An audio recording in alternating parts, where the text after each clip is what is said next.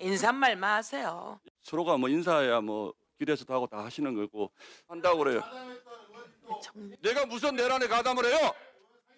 내가 무슨 내란에 가담을 해요? 말 같은 소리를 하세요 지금. 자, 이제 제가 팩트 체크를 할게요. 아니 무슨 인사말에 대해서 팩트 체크를 해요? 신동욱 의원, 이제 그만해요. 진행해 나가기 그만해요. 그만해요. 나 무서운 거 이제 알았어? 자, 조용히 하고 다음 여기에 지금 우리가 하는 일이 뭐예요? 우리가 하는 일이 뭐예요? 진실을 규명하는 일 아닙니까? 진실을 규명하는 일 아니에요?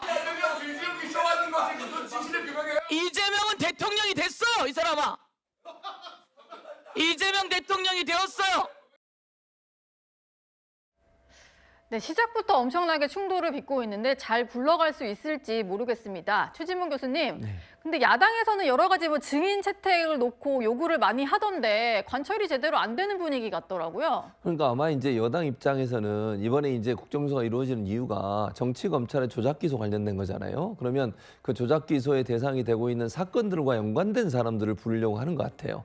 근데 정치적으로 뭐 의미가 있거나 이런 분들, 예를 들면 뭐 한동훈 전 대표 같은 분이신데, 한동훈 전 대표는 물론 법무부 장관 했지만 실제적으로 조작 기소에 대해서 행동을 하거나 이런 분은 아니잖아요. 예. 그러다 보니까 이제 제외하려고 하는 것 같고, 야당에서는 이제 그분을 집어넣으려고 하는 것 같고 이런 것 같습니다. 근데 이제 저는 기본적으로 국정조사가 시간도 일정 정해져 있는 상황이니까 정해진 시간에 원하는 목적을 잘 달성하기 위해서는 사건 관계인들이 주로 나와서 얘기를 한다고 생각해요. 네. 그런 부분들에서 충돌이 있더라도 아마 여당은 원래 목표대로 조작 기소에 대한 실체를 발견하기 위해서, 파악하기 위해서 사건 관계인들을 주로 부르지 않을까 하는 생각이 들고, 야당의 그런 요구가 관철되긴 좀 어렵지 않겠나 이런 생각이 듭니다. 예. 뭐 증인 채택을 놓고는요, 국조특위 간사인 민주당의 박성준 의원과 한동훈 전 대표가 신경전을 벌이고 있는데요. 두 사람의 목소리도 듣고 오겠습니다. 이 국정조사를 하려면 당연히 저를 증인으로 불러야 되는 것 아닌가요? 미리 말씀드리면 자신 있으면 저 부르고요. 부를 자신 없으면 그냥 조용히 쳐부라고 말씀드립니다. 희한하게 제가 이거 증인으로 불러라 하면 모든 민주당 쪽 인사들이 아주 과묵해지십니다. 한동훈 장관 나중에 나오면 책임지면 될 것 같고요. 뭐 그걸 자체가 우리가 증인을 부를 의도는 없는 것 같고, 왜 그러냐면 당시에 이 기획수사와 조작수사를 했던 검사, 당사자들 불러서 국정조사하는 것이 이것이 맞는 것이지 국정조사의 대상은 아닌 것 같습니다. 이거는. 최진문 교수님이 하셨던 말과 비슷합니다. 그러니까 수사를 담당했던 검사들이 나오면 되지 법무부 장관은 조사 대상이 아니다, 이런 얘기를 했는데요. 이 말을 듣고 한동훈 전 대표가 또 SNS에서 글을 올려서 네, 쫄았네, 쫄았어, 이런 반응을 보였습니다. 문종영 대변인님, 네. 근데 뭐 수사를 담당한 검사들이 있긴 합니다만 당시에 법무부 장관으로 뭐 윤석열 정부의 핵심 인사다라고 많이들 지적을 해왔잖아요. 그러면은 불러볼 법도 한데 왜 민주당은 안 부르겠다고 하는 걸까요? 이게 그냥 상식적으로 봤을 때 법무부 장관은 우리가 어떤 모든 검사들의 총괄 책임자 정도로 볼 수 있으니까 불러도 전혀 무방할 것 같은데, 저 박성준 의원님의 얘기는 굉장히 좀 궤변으로 들리는 것이, 실제로 이름 자체도 윤석열 정권 정치검찰 조작기소 의혹입니다. 그러니까 윤석열 정권에 법무부 장관이었던 한동훈 장관이 나오면 이 국조특위의 취지에 맞는 여러 가지 증언이나 진술이 많이 나올 것 같은데, 예. 굳이 한동훈 전 장관은 안 된다고 하는 그 논리가 저는 아직 이해가 잘 안 가는 것 같고요. 실제로 지금 이 국조특위에 올라와 있는 사건들 중 대부분을 이제 한동훈 전 장관, 그 당시 장관 당시에 이 기소가 됐던 것이고, 그 중에 한 4건, 5건 정도는 굉장히 이 한동훈 장관이 전 장관이 당시 굉장히 이 브리핑도 많이 하고 밀접하게 연관이 있었던 사건들입니다. 예. 그래서 저희가 당시에도 기억을 거슬러 가보면 이 한동훈 장관이 어떻게 보면 그 이재명 당시 당대표에 대한 어떤 이런 기소에 대해서 브리핑을 하면서 많이 맞섰던 장면을 우리가 떠올릴 수 있잖아요.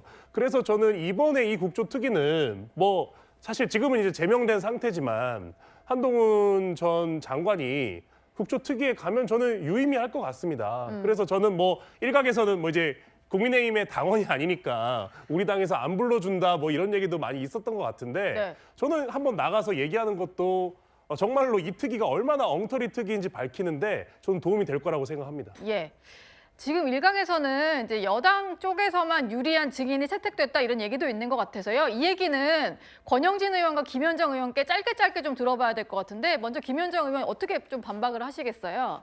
국민의힘이 요구하는 증인들 대부분 거절이 되다 보니까 그런 것 같거든요. 지금 이렇게 증창고인 자격과 관련해서 정말 조작 수사, 조작 기소가 있는 것과 관련된 증창고인들을 채택해야 되는데 지금 원래 국민의힘 같은 경우는 이 국정조사에 대해서 반대를 했거든요. 그래 필리버스터까지 하지 않았습니까? 그러니까 결국 여기 지금 그럼에도 불구하고 부득이하게 이 국정조사에 참여한 것은 이 국정조사를 방해하기 위해서 들어온 거예요, 애당초부터. 예. 그렇기 때문에 증인과 참고인을 채택할 때에도 전혀 이 진실 규명과 관계없는 사람들을 주장을 하고 정치적으로 이 국정조사를 오염시키고 활용하려고 하는 의도가 너무 보이니까 그거에 대해서 합의를 할 수 없었다라는 것이고요. 네. 대표적인 게 한동훈 전 대표 아니겠습니까? 한동훈 대표는 수사검사가 아니잖아요. 그리고 법무부 장관인데 법무부 장관은 개별적인 수사를 지휘할 권한이 없습니다. 그러면 오히려 한동훈 전 대표가 나와가지고 전 장관 자격으로 나와갖고 할 수 있는 것은 오히려 세부적인 조작 수사나 기소 이런 것이 있었다라는 것을 알고 있었다라고 하면 그거 자체가 올건인 거예요. 네. 그랬기 때문에 한동훈 장관은 이 국정조사를 자기의 정치적인 활용의 장으로 지금 활용하려고 하는 게 눈에 너무 보이지 않습니까? 네. 국정조사는 진실규명의 목적이기 때문에 거기에 맞는 그런 선택을 한 것이다. 이렇게 생각하시는 게 맞습니다. 예.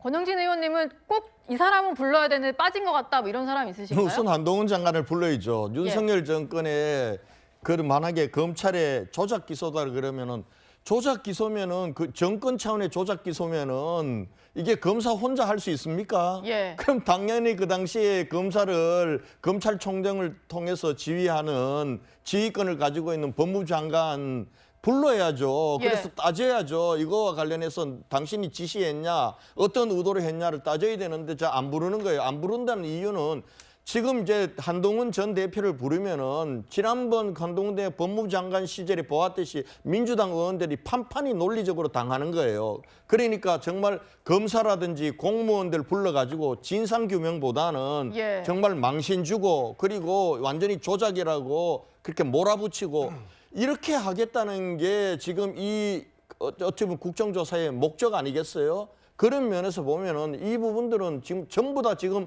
재판으로 넘어가 있는 사건들입니다. 재판에 관계하고 있는 사건에 대해서 지금 개입하겠다는 건 이건 위헌이에요. 위헌이고 위법한 것이기 때문에. 네. 근데 이거는 제가 보건대는 천하람 의원이 얘기를 잘했던데 이게 위법하고 위헌적인 국정조사에 증인들 나갈 필요 없다고 봅니다. 나가지 말아야 돼요. 왜냐하면 저렇게 위헌 위법적인 국정조사에 나가면은 이 사람들 나가는 자체가 거기 동조해 주는 거거든요. 예. 나 그렇게 생각합니다. 네.